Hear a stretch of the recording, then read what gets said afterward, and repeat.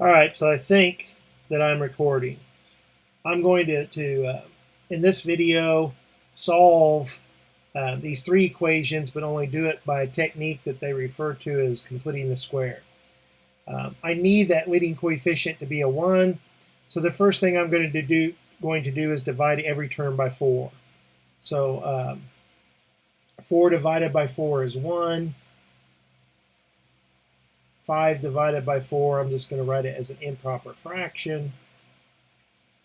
And -1, it also gets divided by 4. Because everybody, to balance the equation, every term gets divided by 4. Well, now I would like to add an amount so that I can factor this left-hand side to a perfect square. And the technique says to take half of this middle term and square it. So I'm going to call it C. When I take half of -5/4, to divide by 2 is the same as to multiply by 1/2. Half of -5/4 is -5/8. And if I square that, I'm going to get 25 over 64. And that's the amount that I need to add to each side of this equation so that I can factor the left-hand side into a perfect square. Let's erase this out of our way. All right. So on the left-hand side, remember that half of -5/4 is -5/8. Now over here to add these fractions, I need a common denominator. So I need to take this -1/4, multiply it by the number 1, but I'm going to write 1 as 16 over 16. And now each of these terms will have a denominator of 64. So on the left-hand side, I have a perfect square. And on the right-hand side, since I now have a common denominator of 64, 25 minus 16 is 9. When I take the square root of each side,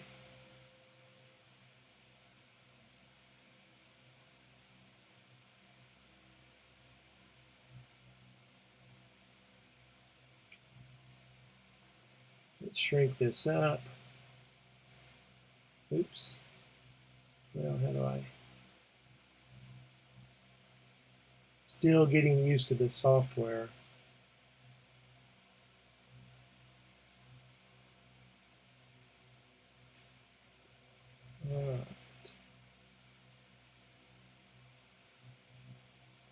So on the left-hand side, when I take the square root of a variable, I have to use absolute value. And when I take the square root of a fraction, I can take the square root of the numerator and denominator separately. And the square root of 9 is 3, and the square root of 64 is 8. So that worked out pretty nice. And now this splits into two equations, where this expression is either equal to -3/8, or this expression is equal to +3/8. If we add 5/8 to each side, we have a common denominator. 5 minus 3 is 2, and 2 over 8 reduces to 1/4. And when I add 5/8 to both sides, I get 3 plus 5 is 8. 8 divided by 8 reduces to 1. So these are our two solutions to this quadratic equation. Since they're rational numbers, we would have got the same answer had we factored the original equation or if we had used the quadratic formula.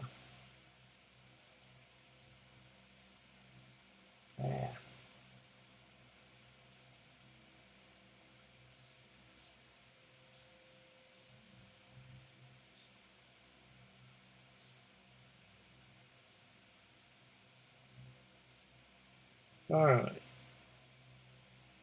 Let's come over here and do this next one. I see that I have 3x squared plus 6x plus 10 is equal to 0. I don't have a greatest common factor. I need a leading coefficient of 1, so I'm going to divide everything by 3. So 3 divided by 3, I've got 1x squared.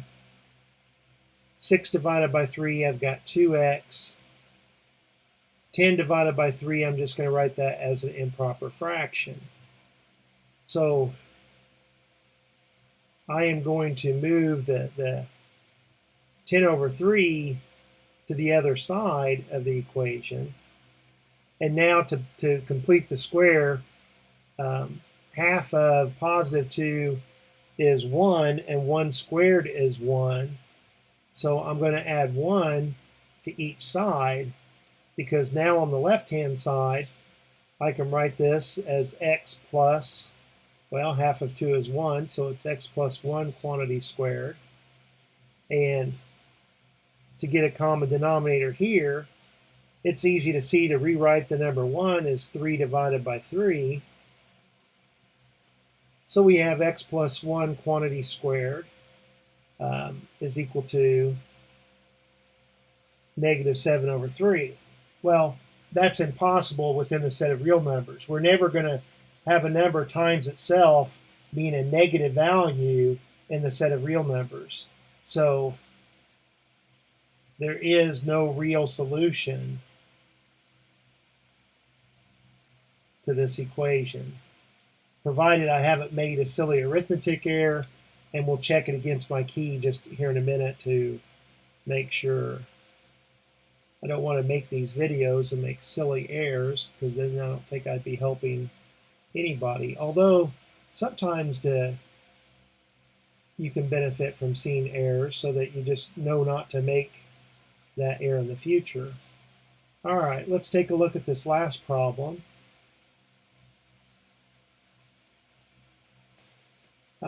4x squared minus 12x plus 9 is equal to 0. I need that leading coefficient to be 1. I'm going to divide everybody by 4. So I have 1x squared minus 3x plus 9 divided by 4.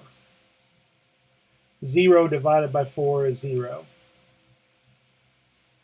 I'm going to subtract the 9/4 from each side. And I need this constant term to be half of this middle term squared. So half of negative 3 is negative 3 halves. And if I square that, I get 9/4. If I add that to the left-hand side, I have to add the same amount to the right-hand side. So that means that left-hand side will factor to x minus 3 halves quantity squared is equal to 0. When I go to take the square root of each side, well, actually, isn't it obvious that if this subtraction is 0, 0 squared is 0, that x has to be 3 halves? Because 3 halves minus 3 halves is 0. That's the only way you're going to get 0, is for these two to be the same. And it's a repeated solution, a repeated root, because of this exponent. See, we're always expecting with a quadratic equation, we're expecting at most 2 solutions, exactly 2 solutions. Now, these solutions could be complex numbers, real numbers, and when they are real numbers, they could be rational or irrational, and sometimes you have what they refer to as repeated roots, where this solution is just counted twice because of that exponent. All right. Hope that helps, and I will talk to you later. Bye. I dropped the pen.